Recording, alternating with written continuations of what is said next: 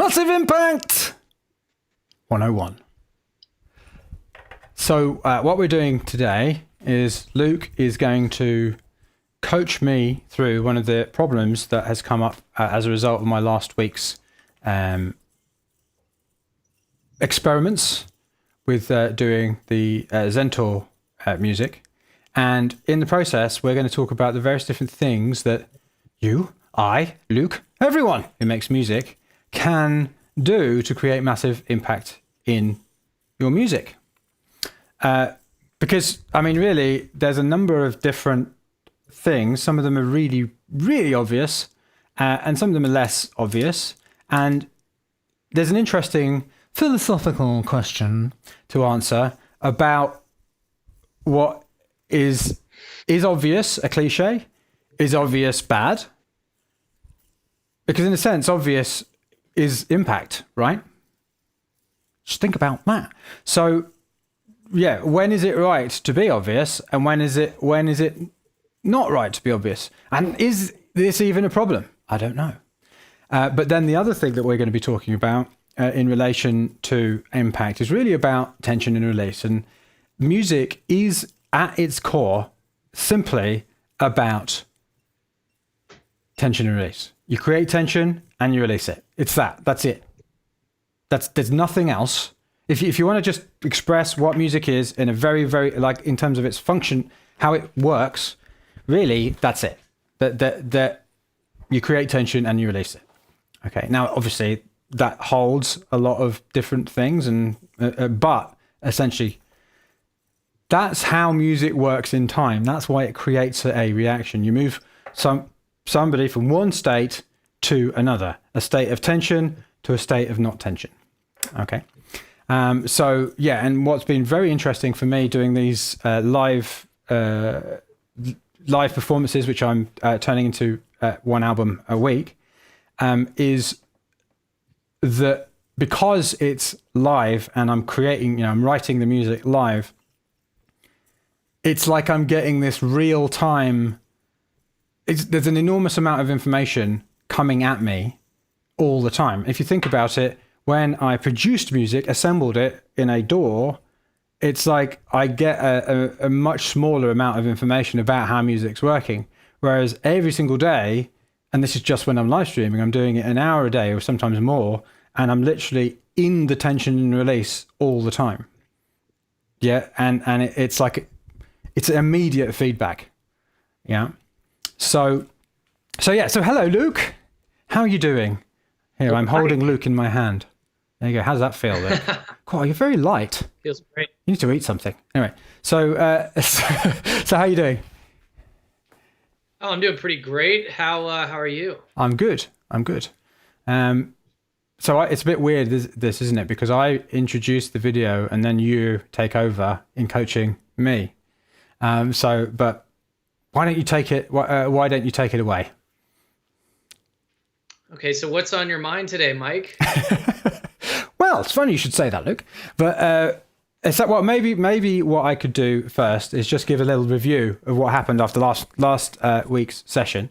So what I did was I immediately attempted to do the piano thing that we agreed upon in the groovy sections, and I instantly realized that I wasn't good enough to do that yet. It was just literally terrible. So I've set that kind of made me create another experiment, which is if I practice for this amount of time on this particular thing, then I will be able to do this within 30 days. So I set myself a goal that within 30 days I will start doing that. So that's that bit. It's been raining like absolutely ridiculous here, so I've not been walking on the beach. So I wasn't able to do my beach walk about how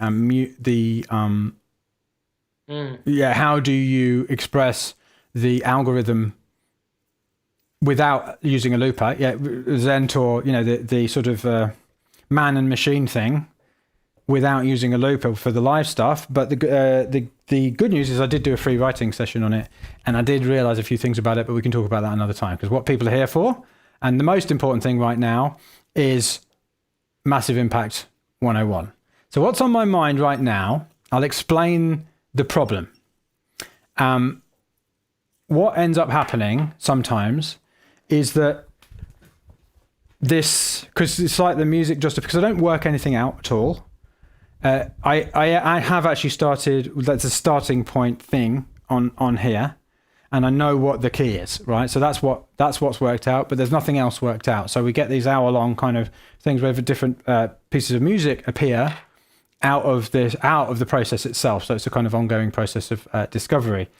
And what ends up happening is that essentially when you arrive at the release point, that is essentially, right, this is the new tune. Yeah. And then within those tunes, so in an album, there may be like, I don't know, 7 tracks or something, and they kind of meld into each other. So it's a bit unusual like that, right? But a new track will kind of appear, and sometimes tracks come back as well. Yeah. So that's the other thing to bear in mind. But a new track will kind of appear, and at the moment it becomes clear that it's appeared, that is a release moment.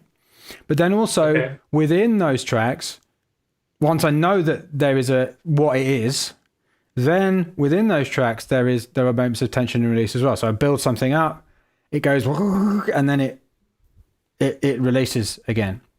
Now, one of the overarching problems with it is that because I don't work anything out, because it's like I can't know exactly what everything that I'm doing is going to do, which is what I love about it. What often ends up happening is that we get these very long periods of tension and it builds and it builds and it builds and it builds.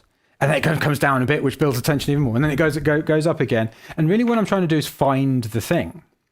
Yeah, I'm trying to find the thing. But the problem is the longer that the tension goes on, and this is something for everybody to understand about tension release, like broadly speaking, the longer that this is a kind of a simple principle, the longer that you build the tension for, the bigger the payoff has to be. It's not 100% like that, but it's kind of how it works. Yeah.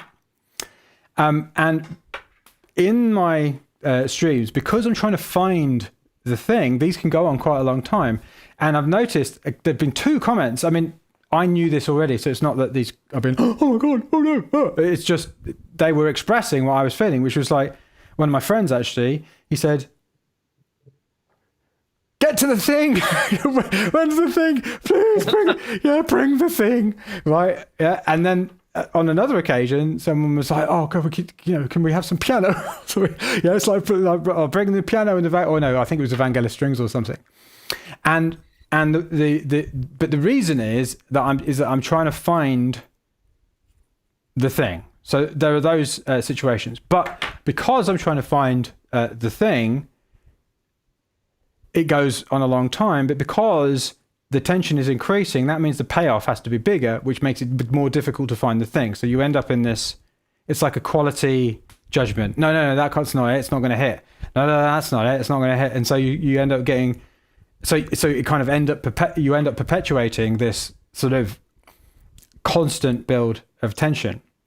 Now, what I'm thinking about is what are the ways so even when I am not on the thing, how I can create release.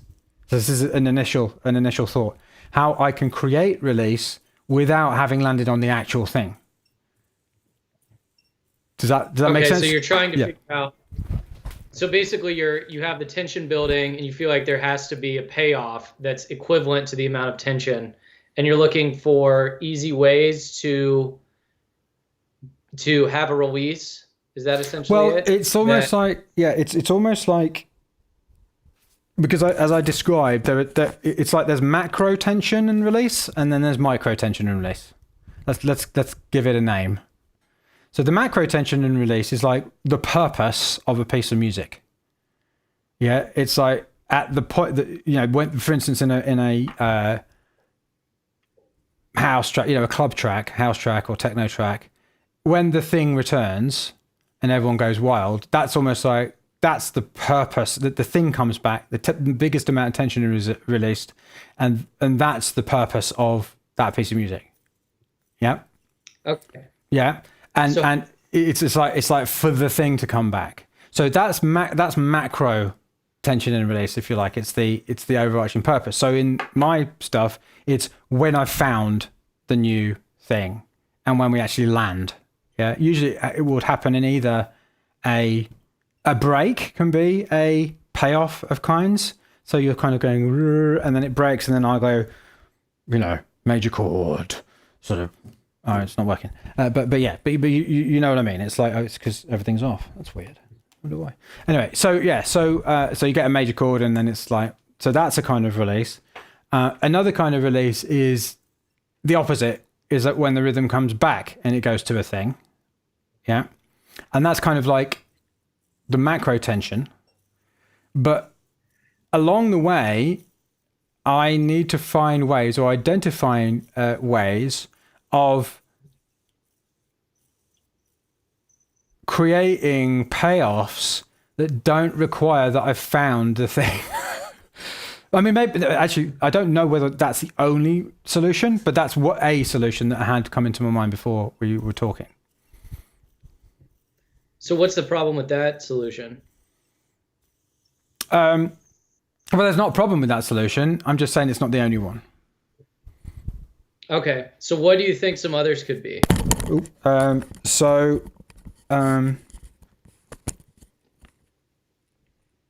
Well, I'll tell you what, let's have a listen to something and see if I can find a bit where kind of tension is building. And hopefully you'll be able to hear this. I don't know if you'll be able to hear this, Luke. Let me just go to Skype. Might be able to mute you. I have the YouTube pulled up so I could okay. Play it on YouTube. Oh, hang on. Let me just see if I can... audio and video settings. I might be able to change the mic. There we go. Should be that. Actually, just trying to... That one. Can you still hear me? Yep. Yep. Okay. Let's see if I can find one of these bits. So this is something that I did. This was the one that you were watching, Luke, on Sunday, was it, or something? Saturday. Saturday, yeah. Okay, I'm going to put some headphones on.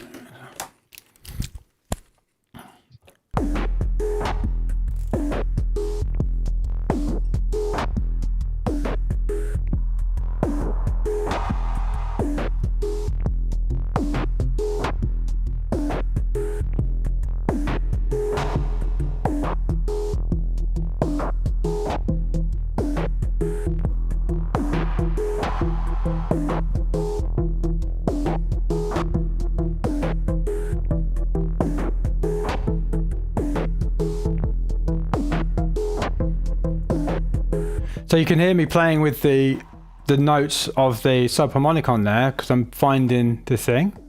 Yeah.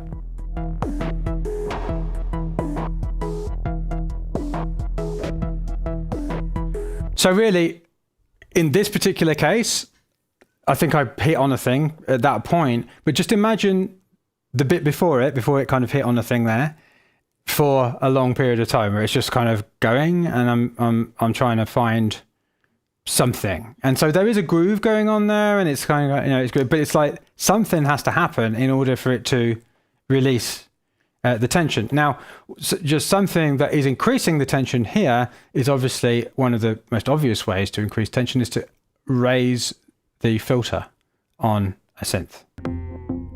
Hang on, so.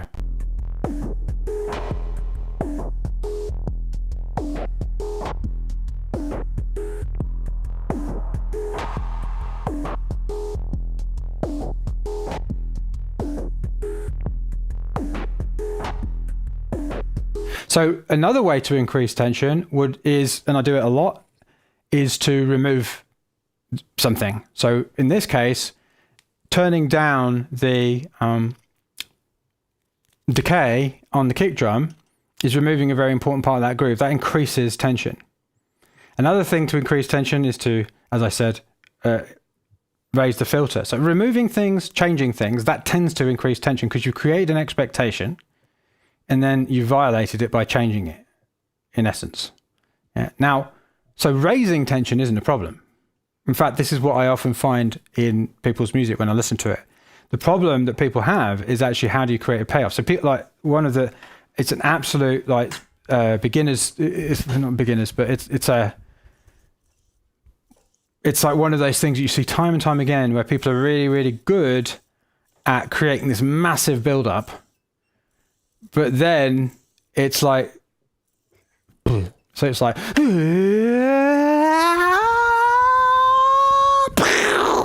the drum again, wicked.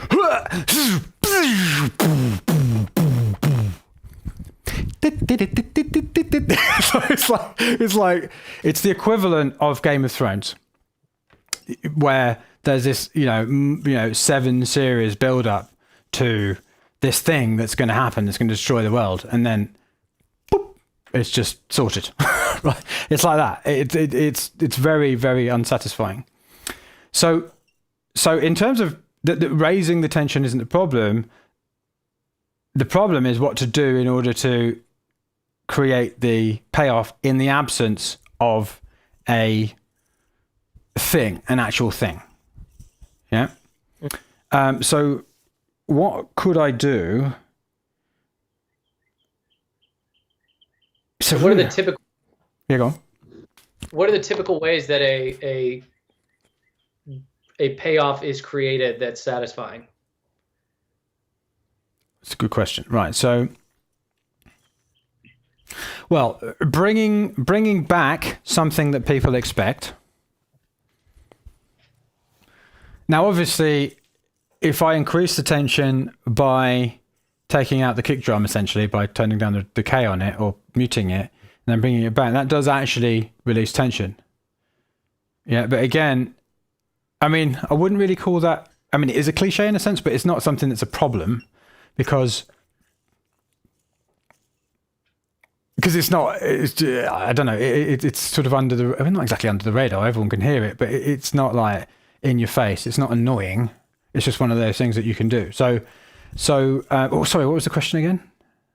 What are some of the ways that a good payoff is created?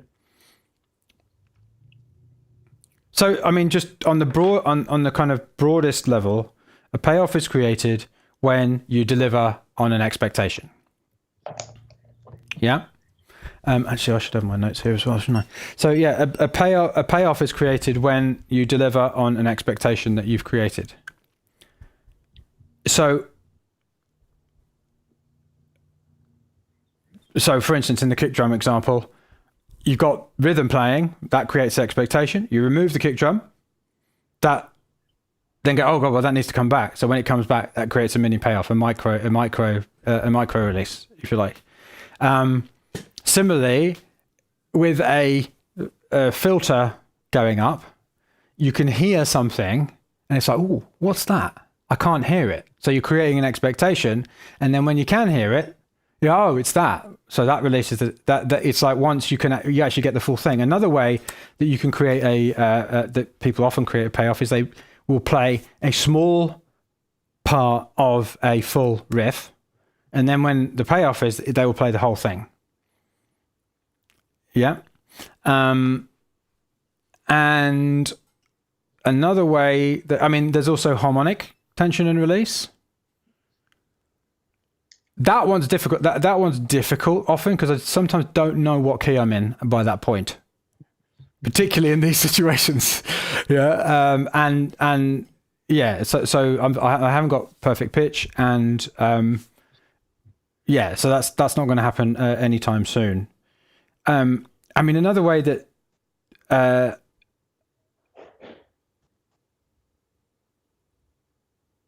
I'm just trying to think, is tension created by, is release created by surprise? Yeah, I think sometimes a payoff can be a surprise, which is weird. You wouldn't have thought it would be, because then that's the opposite of expectation, isn't it? Yeah, I am noticing one thing they all kind of have in common is that you, as the producer, composer, in like a DAW piece, you're bringing in something that you already know about, right? But the thing is that in your sessions, you're trying to find the thing, right? And so you don't know what the actual thing is as you're building tension. You're trying to get there, right?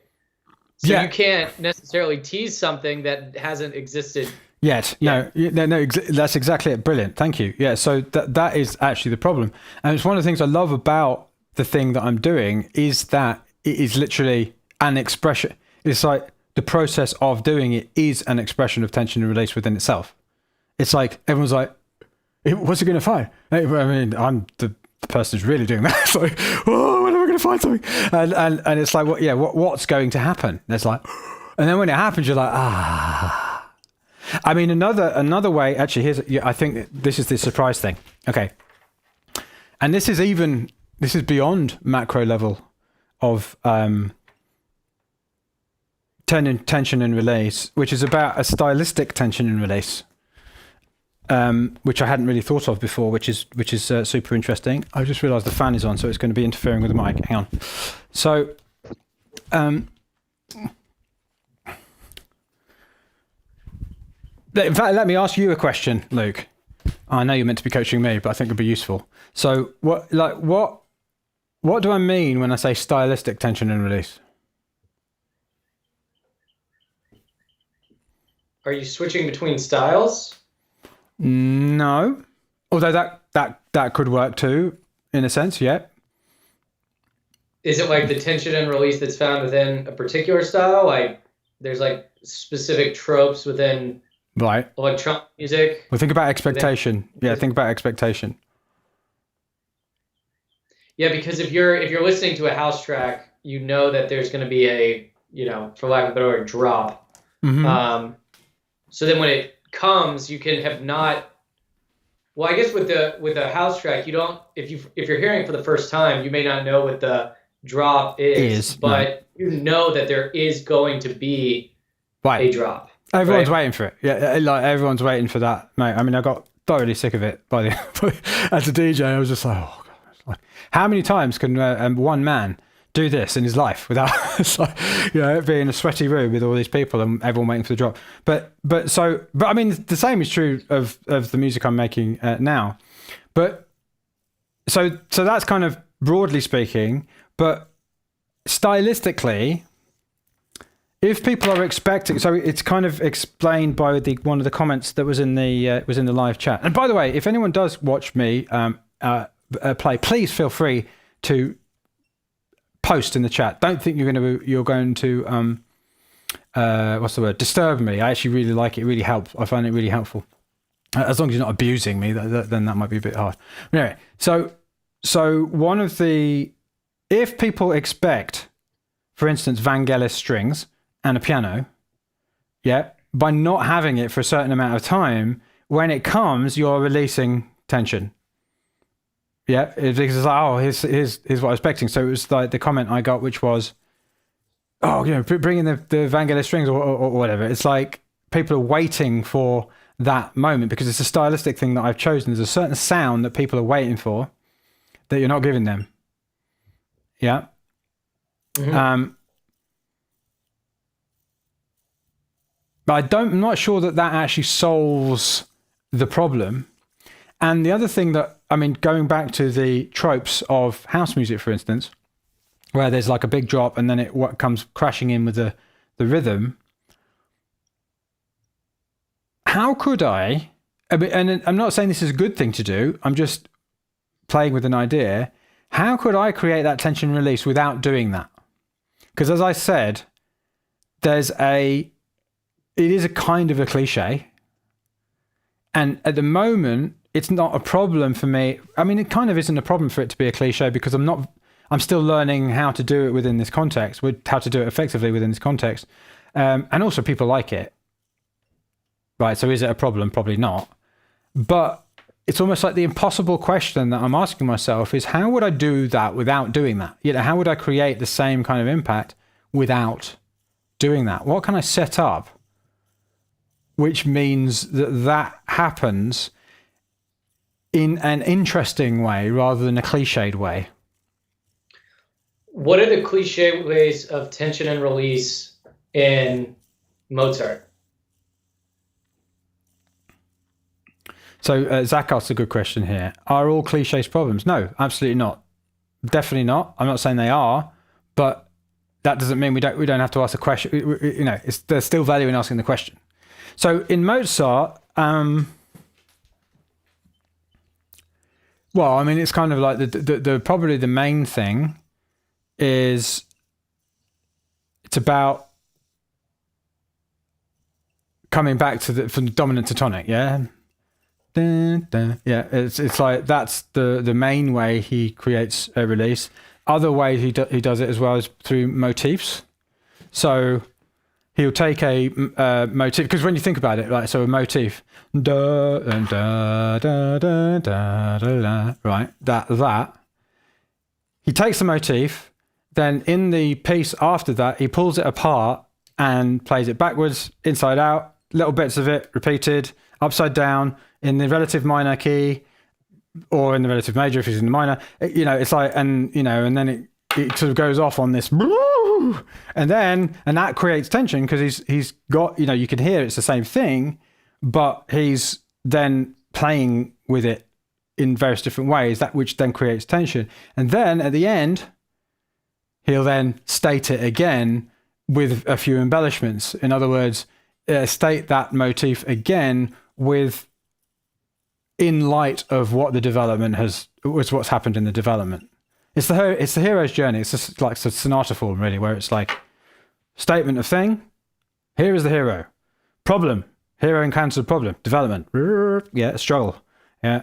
Restatement of theme with what's happened in the development, kind of impacting it. Hero is now learned something as a result of that struggle, and so that is the macro tension and release in a lot of Mozart. So for instance, the sonata or something. How could you take that principle and apply it to your music? Well, it's interesting you should say that, Luke. So I've been thinking about this for a while, and I've not really pushed the button on it for a while, is because I am kind of obsessed with theme and variations. And what might be interesting is for me to actually do things slightly different, just as an experiment for the next week. And I may be able to do it with the live stream that's happening after this in half an hour. I might not be able to, because it depends when this coaching call ends. So, but basically work out a motif at the start and just play it in some way a few times. And then instead of just thinking of it as different tracks on an album, think of it, the different tracks, as variations on a theme. So it would be like, instead of it being like, a Floating Points album, it would be like the planets. No, not the planets. Right. That's not theme and variations. Sorry, the Enigma variations. Is the planets the theme and variations? It isn't, is it? No, it's the Enigma. No, it's not. No, it's not. Yeah, the Enigma variations by Elgar. That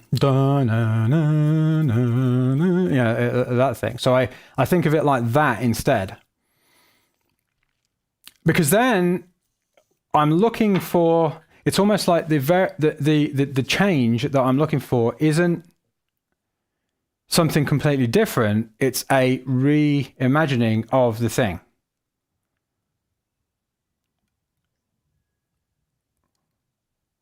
Which would probably mean that the very long... I mean, to be fair, I do actually like... So for instance, the one I just played, which is called Kirchhoff's Requirements, the one that I just played, you were watching it at the time, Luke. And actually, this brings back another point, which I will talk about in a second, which is about contrast. That's another way of creating release and tension. But anyway, so the majority of that was like it was feeling really good. It was great, but I got kind of lost in the sort of 3/4 of the way through. There's this long section where it was like, ugh! And eventually we landed and we got somewhere where it was like, okay. It was worth it, yeah. But it would be nice to have more control over the bit where it's lost. And so I do actually like what is already happening to a certain extent, but I do feel that it keeps happening. This, oh God, I can't find something, tension. And the trouble is, it's like an elastic band with music, is if you pull an elastic band too far, it will break. Yeah, and the metaphor here is if you stretch the tension with the listener too far and for too long, they'll lose interest. Yeah, it'll just be like, oh God, I'm done. I'm done with this. Yeah. How do you know when you found something? Wow, that's a good question. That sounds like one of my questions. I always said I wanted my own Monday, and now I have one right here. Oh, no. Right here. I'm holding my own Monday in my hand. So yeah. So how do I know when I found something? All right, let's just go through the experience of finding it. I mean, actually, can I, before I answer that question, can I ask you a question? Would you mind? No. How do you know when I found something? Well, it's kind of just like a commitment, it seems like, as opposed to stopping tweedling. Like the tweedling stops and it's like something locks. And so I wonder if it might just be deciding after like a certain period of time that whatever you have found is found. Oh.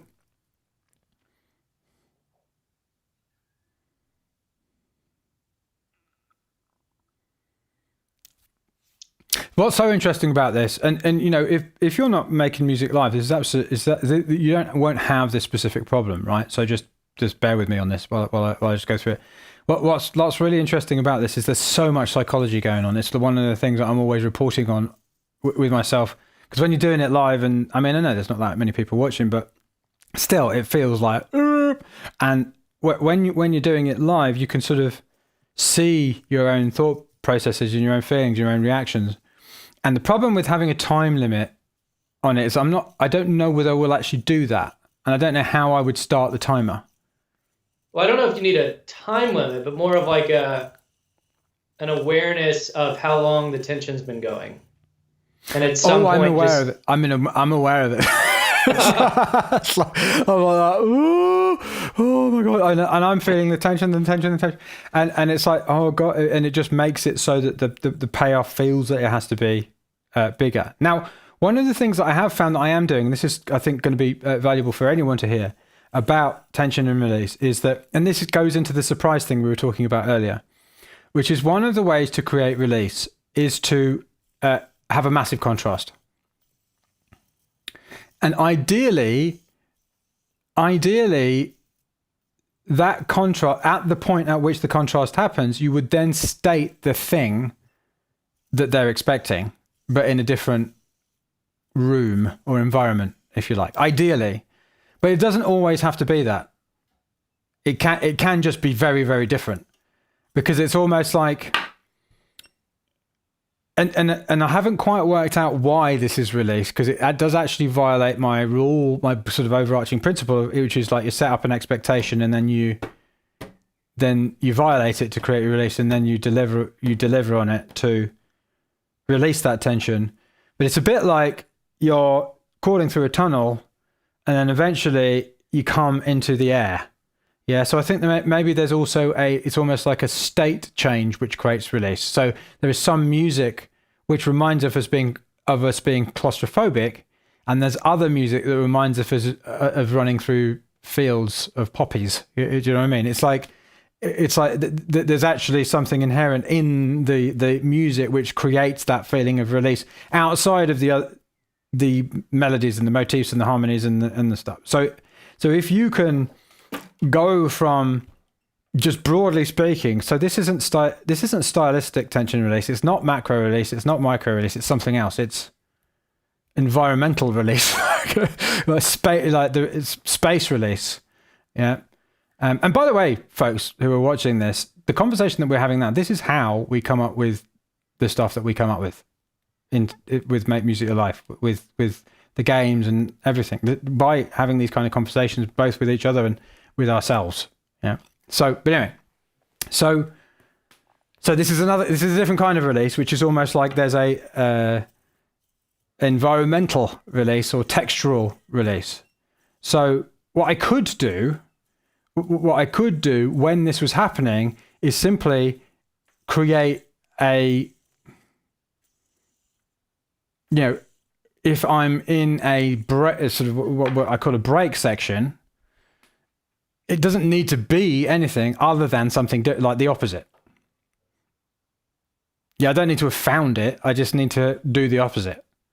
And so that's one way. And if it's in a groove section, I don't need to have found anything in particular. I just need to have a kind of a section where it sounds very different. And I can do that relatively easily. So that's one thing that I could do. I'm not writing these things down, which is really unfortunate.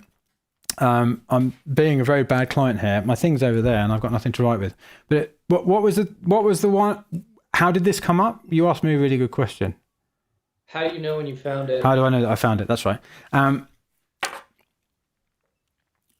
one interesting thing, I didn't mention a time limit when I answered, and you brought that in, and I'm kind of curious. What made you think of time limit? Because of the elastic band breaking. I don't know how far. I mean, it would be much easier if I was actually in a room with people who were dancing or whatever, and I could feel their reaction. So I can't tell that through a computer screen, which is interesting in itself. But it's like I'm very aware that there is you can only push people so far before they just will lose interest. It's not because it's boring exactly, because things are always changing, but it's just because of it's the underlying tension and release. In fact, most of the time when people say something's boring, it's because there's a problem with the tension release. It's not actually, and so they try and adding more parts, which actually makes it worse. Yeah, it sort of enhances the problem, if you like. But yeah, it's actually the usually the problem with a piece of music. What's missing is that either there's tension missing or there's release missing, and adding parts does not solve that problem. So yeah, but anyway, coming back to what we were saying, I asked you, how do you know that I've found something? And I know I keep avoiding this question by asking you another question. And you said there was, but you kind of avoided it as well. I'm going to throw it back to you for a second. How do you know musically? Say you weren't watching me, but how do you know musically that I found something?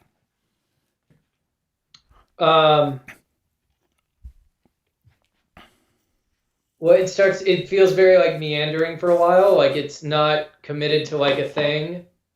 And then like a thing locks in, and then something new will start to happen. So it's kind of like almost like repetition. Yeah. So it stops changing. Yeah. It stops changing, and it just is something. Mm-hmm. Yeah. It might be changing slightly, but it'll be going like at first it's like constantly like almost like you're looking for it, like you're not locked in, and it almost, I think in the way that you're changing it, it's in a deliberate way that is, well, it's not deliberate, but it's like you're looking, you're not saying like this is the thing, and like the changes I will make will still let you know that the motif thing is just a mild edit. It's like an edit to the motif versus like a new motif appearing, right? Mm. Does that make sense? Yeah, it does. Yeah, definitely. When it's in that state of being, in that discovery stage, I'm just looking for feedback now. So this is a different thing. So what's it like for you as a listener when it's like that? What's the experience? And be brutal or honest or anything you need to be. The honesty is the most important thing here. It's tough because I don't know if I remember those parts as much. Like I definitely remember like when the piano chords came in that one track. Do you know the part I'm talking about? Yeah, no, because that was a half an hour track. There's one track for half an hour, and you don't get. I mean, I don't anyway. I get bored of it. It's like, whoa! It's like. That's almost like the theme of variations that I'm talking about right there. That was, and then eventually the piano chords came in. It was like I was like, it stood up. Like, yes. Yeah, exactly. So, yeah. So, but when there's a searching, is it? Does your like, do you get distracted at that point? I think I might, just because I know that, like, well, I also know what you're doing. So I'm like, okay, he hasn't found it yet.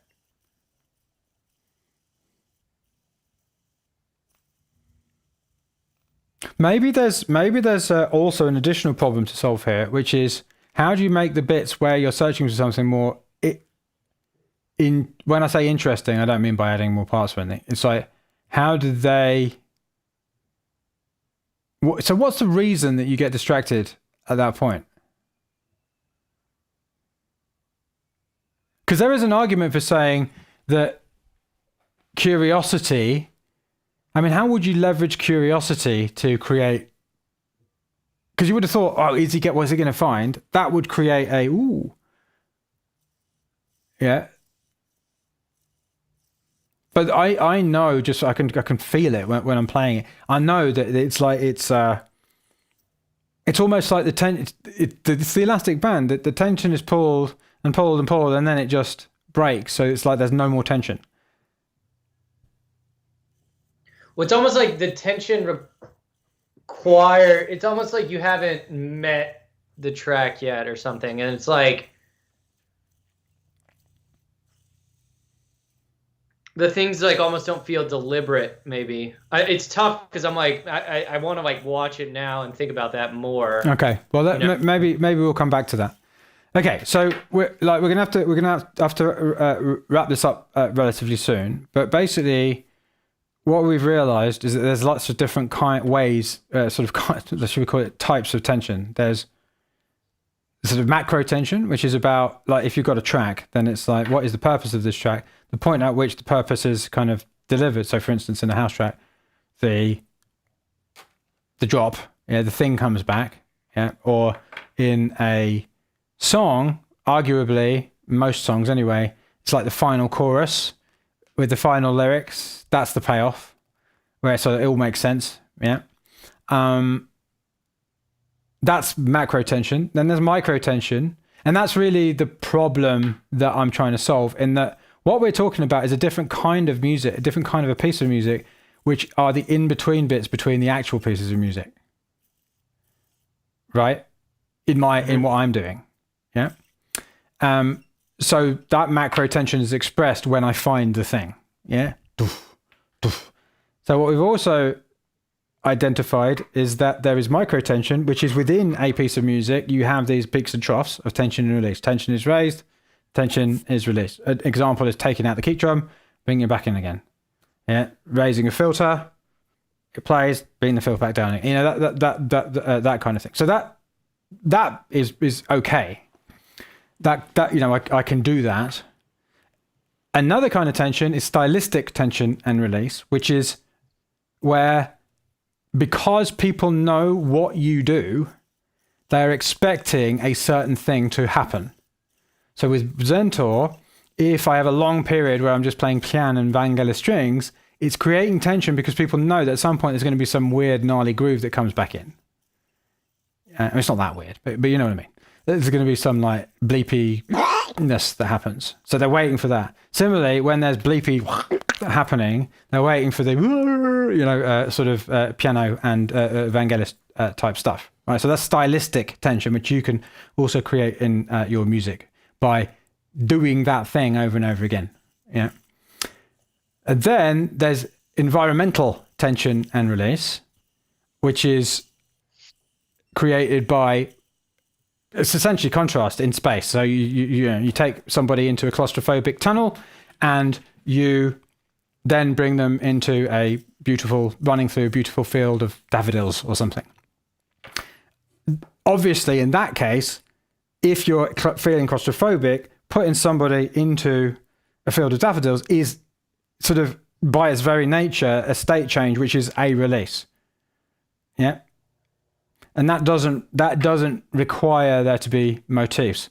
There's harmonic tension and release as well, which is what we're talking about with Mozart. And there's motivic tension and release as well, which is what Mozart also does. So we've got these, what was it, 7? I'm sure there are others too, but on this call we've got clear on different types of tension and release. None of them require a big, massive white noise sound to go in it, right? So, yeah. And some of them will be more kind of cliched than others. And obviously, it depends on how you use them. But I guess one of the things that it's almost like, I guess, how we'll have to round this out is what am I going to do as my experiment? I'm coaching myself now. Luke, why don't you ask the final question? So knowing all the things you just talked, what kind of experiment could you design that would have some constraints for what you could do that would make it easier for you? Yeah, so to build tension and relief. Yeah, so easier would be like I have this has been in the back of my mind for a while, which is the theme and variations idea. Because one of the ways it would make it easier is that I wouldn't have to change key. I mean, I don't have to change key now, but it's almost like I wouldn't necessarily have to change key. One of the things I've been doing in my piano practice is just I've started a subharmonic on playing maybe 2 notes or just 1 note. And then I've started doing like reharmonizing that note in as many different ways as possible. So that's something that I'm kind of already doing in order to be able to do that. So I can start doing it with harmony. I can identify a motif at the start, but in fact, beforehand, I could even write it down on a piece of paper so that because one of the problems I have with when I'm doing this stuff live is I forget the tune. I'm like, hang on a minute, that was a really good tune. What was it? Oh, damn it. And then I can't find it again, right? So I could actually write it down beforehand, and then that could be the kind of starting point. The only downside to that I can foresee in the experiment is going to be that sometimes the key does change. It just does. It just kind of happens. And you want to go there. You want to go with what happens rather than stopping it. And that might be a problem, but I'm not going to worry about that for now. So I would be using motivic tension. I would be using harmonic tension. I can already do the micro tension, and I can already do the macro tension, and I'm already doing the stylistic tension.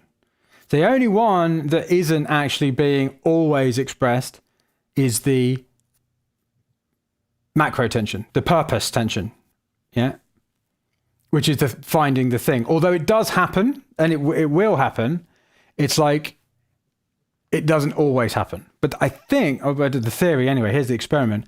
If I use those 5 other kinds of tension, then I guess that